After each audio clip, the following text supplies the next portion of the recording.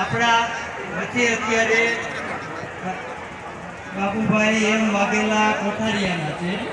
એમને આયા ફક્ત મને મળવા આવ્યા અને બેઠા. મારે એમને કોઈથી મુલાકાત નહીં અને બેઠા મેં વાત કરી. આ વર્ષ એટલું બધું સમાજનો લક્ષ તમારો જાજો છે, તો મારે તમારી પહેલી મુલાકાત છે, પણ મારા તરફથી બાપુ તમને 51,000 રૂપિયાનું દાન થશે.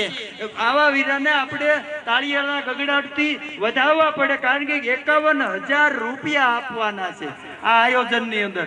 એટલે કહેવાનું એમના માતા પિતાને અને એમના પોતાના ધર્મપત્નીને સંતાનોને ધન્યવાદ કહેવાય. તો બાપ દાન દઈ શકે, સારા સંતાન હોય તો બાપ દાન દઈ શકે, સારા પત્ની હોય તો દાન દઈ શકે, સારા સંગ હોય ને તો દાન દઈ શકે.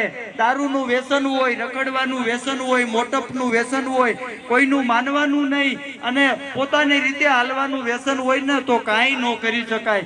એટલે એટલું ધ્યાન દોરવાનું કે દારૂ